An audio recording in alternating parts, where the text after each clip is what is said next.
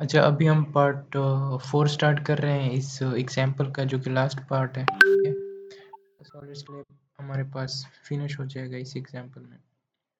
जैसे कि हमने पीछे सर्विस लिमिट स्टेट पढ़ा था, अभी स्ट्रेंथ लिमिट स्टेट पढ़ते हैं। स्ट्रेंथ लिमिट स्टेट में भी आपने बस प्रोसीजर को याद रखना है कि कैसे कैसे हो रहा है, कौन सा फार्मूला यूज़ हो रहा है, और इनपुट्स पैरामीटर देखने हैं और साथ में इक्वेशन देखने हैं। ठीक है। अच्छा, सबसे पहले आपके पास गिवन डेटा है, आपके पास एफ प्राइम सी है, एफ वाई एच जो डेप्थ है डेक का। ठीक है, जो थिकनेस होती है। बी जो है हम वन स्ट्रिप एज्यूम करते हैं, वन स्ट्रिप के हिसाब से चलते हैं ना, 1 फीट स्ट्रिप के हिसाब से, तो 12 हमारा आ गया। डी आपको इफेक्टिव डेप्थ भी पता है, हमने फाइंड किया था बार नंबर 9 के हिसाब से। ठीक है, सबसे पहले आप बीटा 1 फाइंड कर लेंगे, उसका ये इक्वेशन है 0.85 माइनस 0.05 इंटू दिस। इसमें just F prime C use होता है, वो आप पुट कर देंगे तो बीटा 1 आ जाएगा। अब हम स्टार्ट लेते हैं इंटीरियर स्ट्रिप से। इंटीरियर स्ट्रिप के लिए हम देखते हैं कि हमारे स्ट्रेंथ लिमिट स्टेट हमारे पास रेनफोर्समेंट कितनी आती है, और क्या वो हमारे पास जो सर्विस लिमिट स्टेट से जो रेनफोर्समेंट आई है तो वो एक्सेप्टेबल है या नहीं है। तो हम ये देखते हैं अभी। फर्स्ट ऑफ ऑल हम क्या करेंगे, हमें सर्विस लिमिट से जो रेनफोर्समेंट आई है वो हम उस पे हम चेक लगाएंगे।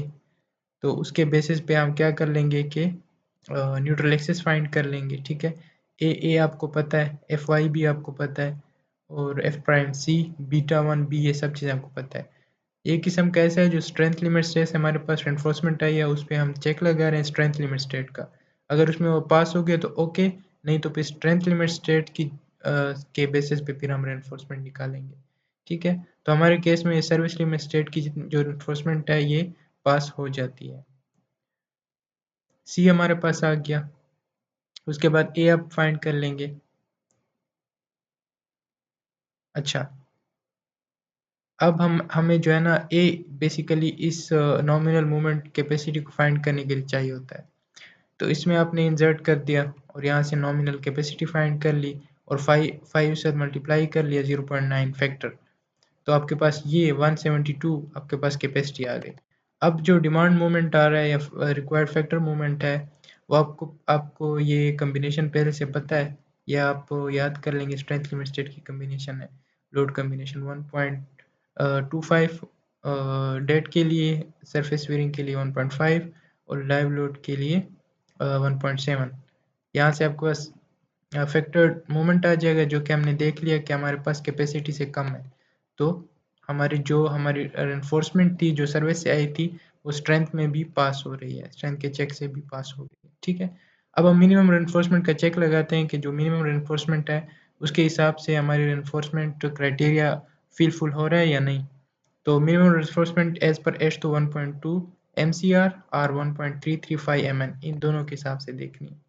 तो इन दोनों में जौन सी कम हुई ना, उसके बेसिस पे हम अपनी मिनिमम रेनफोर्समेंट देखेंगे। तो फर्स्ट हम 1.2 MCR फाइंड कर लेते हैं। MCR बराबर है SCN FR के। SCN किसके बराबर है, ये सेक्शन मॉडुलस है, BH square divide by 6 FR। FR का आपको ऑलरेडी इक्वेशन पता है, 0.37 under the root F prime C। ठीक है, यहाँ से आपके पास 1.2 MCR आ जाएगा, वो 76 आया। ठीक है, और अब हम 1.335 MN फाइंड कर लेते हैं, जो कि हमारे पास 228 आया। तो ये इन दोनों में जौन सा कम है उसके बेस पे हम मिनिमम रेनफोर्समेंट का चेक लगाएंगे। तो हमारे पास 1.2 MCR कम आया है, तो इसके बेस पे हम देखेंगे कि हमारे पास जो रिक्वायर्ड मूवमेंट आ रहा है तो वो हमारे पास इससे ज़्यादा होनी चाहिए, कम से कम 76 से, 76 से तो ज़्यादा आ रहा है रिक्वायर्ड मूवमेंट, तो हमारे पास जो रेनफोर्समेंट है वो मिनिमम क्राइटेरिया के साथ मीट हो चुकी है। ठीक है, तो we are good to go. Okay, अब हम एच ट्रिप पे आते हैं। तो एच ट्रिप में यहाँ पे डिफरेंस कहाँ पे आएगा, जस्ट आपके पास एरिया ऑफ रेनफोर्समेंट चेंज जाएगा। ठीक है, क्योंकि हम यहाँ पे bar number eight 5 inch centre to centre use कर रहे हैं, नंबर 9 बार। अच्छा, यहाँ से सी आप फाइंड कर लेंगे, ए फाइंड कर लेंगे। ठीक है, नॉमिनल मोमेंट कैपेसिटी आप फाइंड कर लेंगे, उसी तरह आप फैक्टर से मल्टीप्लाई कर लेंगे, फिर रिक्वायर्ड मूवमेंट पे देख लेंगे और ऑलरेडी हमें पता चल गया कि रिक्वायर्ड मूवमेंट कम है 5 mm से, तो वी आर ओके। तो रेनफोर्समेंट चेक लगाने की अगेन ज़रूरत नहीं क्योंकि ऑलरेडी हम लगा चुके हैं। डिस्ट्रीब्यूशन रेनफोर्समेंट फाइंड करते हैं, इसमें क्या होगा, हम ट्रांसफर रेनफोर्समेंट एरिया निकालते हैं, ठीक है। तो अच्छा, इधर से ऊपर ऊपर हमारे पास मेन रेनफोर्समेंट डन हो चुकी है, ठीक है, इंटीरियर और एक्सटीरियर के लिए। अब हम डिस्ट्रीब्यूशन रेनफोर्समेंट या उसको ट्रांसफर रेनफोर्समेंट कहते हैं, ठीक है। तो उसके लिए हम क्या करेंगे कि हमारे पास ये फार्मूला है 100 divide by under the root L A S main reinforcement जो हमने ऊपर निकाली है। तो अगर हम इंटीरियर स्ट्रिप के लिए तो ए एस मेन इंटीरियर वाला लगाएंगे, अगर एक्सटीरियर में तो एक्सटीरियर लगा देंगे, ठीक है। अब हम इंटीरियर के लिए कर रहे हैं तो ए एस मेन रेनफोर्समेंट का इंटीरियर से जो ए एस आया तो वो लगा दिया, ठीक है। एल आपको पता है 35 है, वो पुट कर दिया, तो यहाँ से आपका ट्रांसफर रेनफोर्समेंट आ गई, ट्रांसफर रेनफोर्समेंट आ गई। और यहाँ से आपने टेबल से जो है ना number 5 at 10 inch centre to centre उठा लिया जिसकी 0.37, वो ये टेबल है, सॉरी कहाँ गया, ये रहा, ठीक है। सी ये यूज़ करते हुए आपने ये निकाल लेना है। एच स्ट्रिप आपके पास क्या है, सेम एस मेन जो है ना वो चेंज हो जाएगा, ठीक है, 2.4। उसके बेस पे आपके पास अगेन आ गया। अब वो कहते हैं कि फॉर द कंस्ट्रक्शन सिंप्लिसिटी आप जो है ना number 5 at 9 inch centre to centre भी यूज कर सकते हैं। नंबर 9 एट क्या कह रहा है, नंबर 5 एट 10 इंचेस यहाँ पे आया था और यहाँ पे हमारे पास नंबर 9 एट 5 इंचेस आया, ठीक है। तो इन्होंने नंबर 5 एट 9 इंचेस कर दिया, ठीक है, ताकि उससे ये होगा कि जो हमारे पास ये बेसिकली मैंने शायद थोड़ा सा गलती किया, एक मिनट में क्रॉस चेक करता हूँ।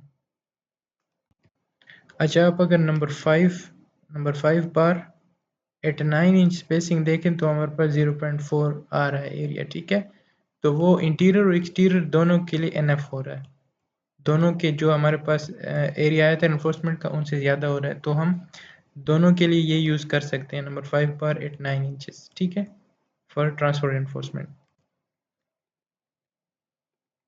श्रिंकेज और टेम्परेचर के लिए हमारे पास ये फार्मूला है 1.3 B H square divided by 2 into B plus H F Y, और इसमें आप वैल्यू इंसर्ट कर देंगे तो आपके पास ये टेम्परेचर एनफोर्समेंट आ गया। अब एर्स्टो ने रेंज बताया कि ये आपके पास 0.6 से ज़्यादा होना चाहिए, सॉरी लेस होना चाहिए, और 0.1 से ज़्यादा होना चाहिए, ग्रेटर होना चाहिए। बट ये तो 0.1 से लेस आ रहा है, तो हम क्या करेंगे 0.1 ही ले लेंगे। अब ये टॉप रेनफोर्समेंट आई आपके पास, तो इस टॉप रेनफोर्समेंट में हमारे पास दो लेयर होते हैं, ठीक है, ट्रांसफर और लॉन्गिट्यूडनल। तो फॉर ट्रांसफर लेट सपोज 0.11 को मैंने 2 पे डिवाइड कर दिया तो ट्रांसफर रेनफोर्समेंट का एरिया आ गया, और सिमिलरली 0.055 और ये लॉन्गिट्यूडनल के लिए भी आ गया। तो ये 0.11 दोनों को मिला के था, ठीक है। तो हमने क्या कर लिया, number 4 at 18 centre centre both for transfer and longitudinal reinforcement ले लिया। एज पर एच तो आप टॉप रेनफोर्समेंट की स्पेसिंग पे चेक लगाते हैं, 3H से ज़्यादा नहीं होनी चाहिए स्पेसिंग। तो हमारे पास 3H से 66 इंच आ रही है, और हमने तो 18 इंच की सिलेक्ट किया, तो हमारा सही है। बाकी आप लोग स्केच भी लगा देंगे साथ में, ठीक है। ये नीचे आपके पास मेन रेनफोर्समेंट है, ठीक है, एक्सटीरियर के लिए, और ये डिस्ट्रीब्यूशन रेनफोर्समेंट है। इस तरह आपके पास टेम्परेचर रेनफोर्समेंट टॉप और बॉटम लेयर ऊपर ये पड़े हुए हैं, सही है।